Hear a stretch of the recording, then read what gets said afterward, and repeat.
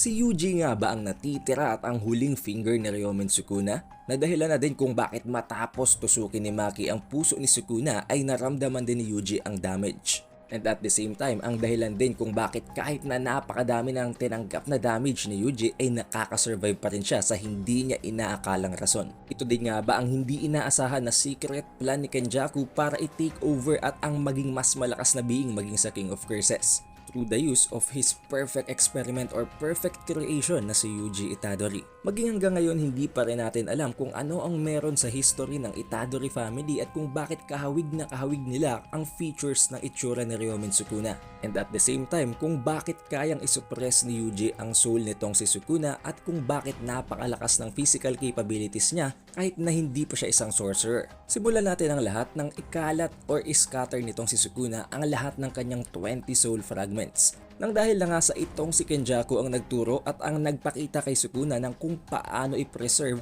at kung paano i-turn ang sarili into a cursed object, hindi malabong matapos yun gawin at i-execute ni Sukuna ay itong si Kenjaku ang naghawak ng ilan sa kanyang mga fingers at ang naging responsable sa pagdidistribute or pagkakalat nito all throughout Japan. Alam din natin na si Kenjaku ang salarin sa likod ng pagkakabuo ng death painting or ng siyam na cursed womb. Pamamagitan ng paggamit ng isa sa naging head ng Kamukla na si Kamo no Ritoshi ay nagawa niyang makahanap ng isang babae na may capability na magbuntis habang daladala at niluluwal ang kalahating tao at kalahating cursed spirit. And at the same time nilagyan niya pa ito ng kanyang sariling dugo para magkaroon ito ng traits at ng abilities na may kinalaman sa blood manipulation tulad na lamang ng nakita natin kay Choso, kay Kechizu at kay Eso. Subalit tulad ng nabanggit ni Kenjaku sa nagdaan ng mga chapter, ang lahat ng death painting ay mga failures lamang na nangangahulugan na there is some certain purpose kung bakit ginagawa at kinakandak nitong si Kenjaku ang experiment na yon. At dito makakarating na tayo sa pagkakabuo naman ni Yuji Itadori. Alam nating lahat na ang naging nanay nitong si Yuji ay hindi si Kaori Itadori kung hindi itong si Kenjaku na nakalipat na sa katawan niya. Na dahilan kung bakit nagagalit ang lolo ni Yuji sa tatay ni Yuji na si Jin dahil na rin sa pagbubulag-bulagan nito dahil alam nila pareho na patay na si Kaori at nagbalik ito sa hindi inaakalang dahilan. Although hindi pa to ini-state sa manga or maging sa anime, iniisip natin lahat na ang dahilan kung bakit binuo nitong si Kenjaku si Yuji ay para makapag-create ng isang perfect na vessel para kay Sukuna. Pero mas malala pa dun ang plano nitong si Kenjaku. Maaring si Yuji ay ang naging perfect creation niya para maging mas malakas na being, mas makalampas pa sa King of Curses at gagamitin niya ang katawan nitong si Yuji para mas mahigitan pa si Ryomen Sukuna. Pero paano niya yung gagawin? Alam natin na previously nakapag-conduct na ng kaparehong experiment itong si Kenjaku na tinatawag nga niyang death painting sa pamamagitan nyo ng paggamit ng katawan ni Kamo no Ritoshi. Subalit bakit ang katawan ni Kaori Itadori ang napili niyang gawing vessel para sa kanyang perfect experiment? Maaring dahil ang Itadori family ay may indirect connection kay Ryomen Sukuna at pwedeng ang Itadori family ay ang mga descendants nitong si Ryomen Sukuna. Pero wala namang anak si Sukuna, paano siya magkakaroon ng descendants? Kung wala siyang anak, pwedeng meron siyang ibang relatives or kapatid na pwedeng magpatuloy ng kanilang bloodline. Kung babalikan pa natin ang chapter 216, nag-conduct pa nga ng bath itong si Uraume para mas lalo pa nilang masuppress ang soul nitong si Megumi at mas lalong mag-take over ang consciousness nitong si Ryomen Sukuna. Nabanggit na ang bath ay ang isang conventional method na ginagamit ng 3 great clans para makapag-create ng isang cursed tool mula sa mga vessels or mga ipinapamana ng mga objects sa kanilang pamilya. Wherein sinusoak or binababad ang object na yon for 10 months para maging itong isang cursed tool. Na para bang yun din ang prosesong ina-achieve ni Kenjaku sa pamamagitan ng paggawa ng death painting na na-achieve niya lamang nang makarating siya kay Yuji Itadori. Maaring natawag niyang failures ang death painting dahil wala sa death painting na kahit na sinong kayang isuppress ang soul ni Ryomen Sukuna at pwedeng maging vessel nito. Kaya naman pagdating kay Yuji ay nag-take na siya ng napakaraming countermeasures tulad na lamang nga ng paghanap ng mga descendants nitong si Ryomen Sukuna na merong DNA nito na magiging isang napakalaking factor naman para sa compatibility ng soul ni Sukuna at ng kanyang magiging vessel.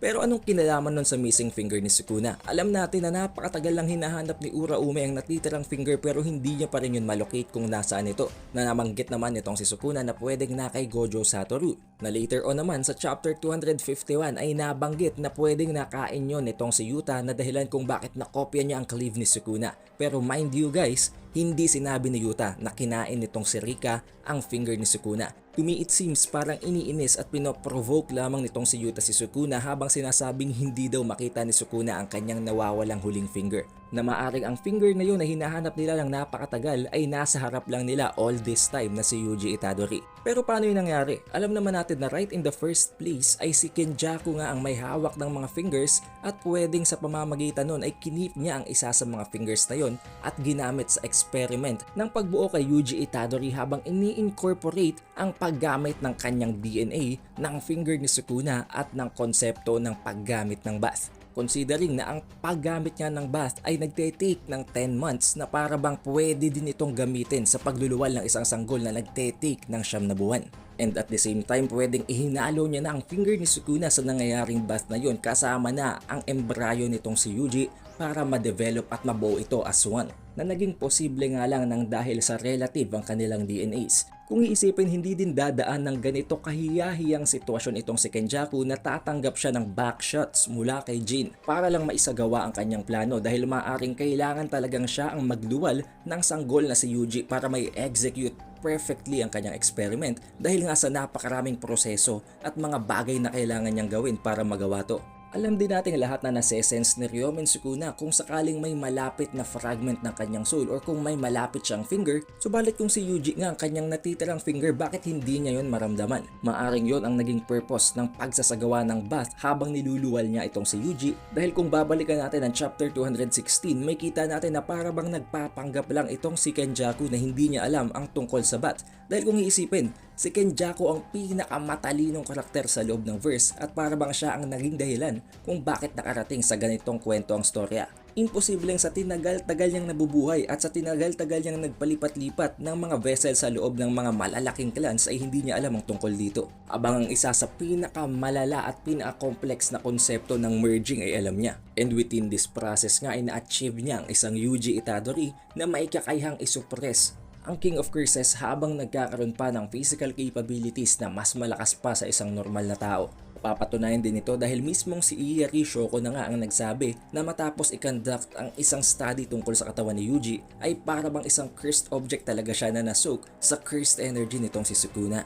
At tulad din ng sabi ni Gojo, at some point surely magagawa talagang ma-adapt nitong si Yuji ang mga curse technique at mga abilidad ni Sukuna nang dahil lang nga sa nag-interact ng kanilang souls. Pero paano kung hindi lang nag-interact ng kanilang soul at talagang konektado ito? May kita natin sa chapter 252 na matapos tusukin ni Maki ang puso ni Sukuna gamit ang soul split katana ay bigla na lamang nakaramdam ng damage and injuries itong si Yuji. Habang sinasabi na hindi niya alam kung saan at hindi niya malocate kung saan nanggagaling ang injury at ang damage na yon.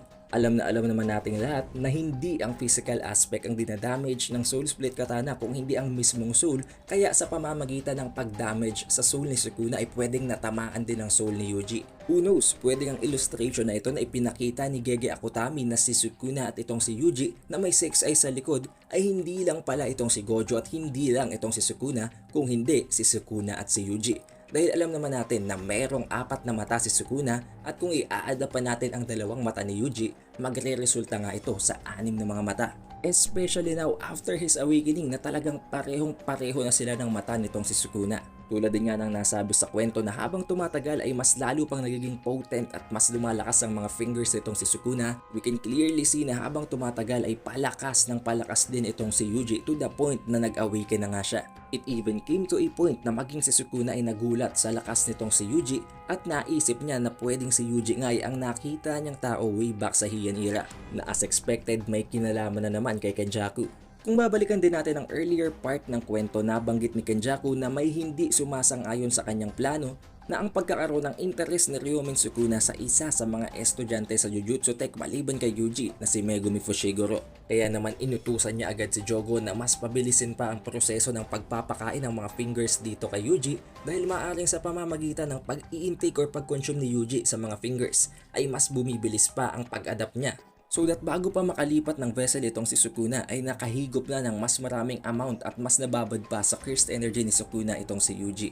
Makita din natin sa pagtatapos ng Shibuya incident na para bang binibigyan talaga ng mensahe nitong si Kenjaku sa Yuji na mayroon talaga siyang purpose. Kung totoo ngang ito ang plano ni Kenjaku na ang mag-create ng isang being na at some point ay magsusurpass maging kay Ryomen Sukuna sa pamamagitan ng kanyang sariling DNA, sariling curse technique at physical capabilities, hindi naman siguro gagawa itong si Kenjaku ng isang perfect being para lang sa wala. Pwede ang tinutukoy niya matapos hatiin ni Yuta ang kanyang leeg ay hindi ang paglipat ng merging kay Sukuna, kung hindi ang paglipat niya kay Yuji matapos ito mag-evolve ay ang tunay niyang plano. Especially dahil alam ko namang lahat tayo dito ay hindi satisfied sa naging katapusan ni Kenjaku. So surely magbabalik pa siya and it might be na hindi talaga si Sukuna ang magiging final villain. But what do you guys think? Be sure to leave that sa comment section below para mapag-usapan pa natin.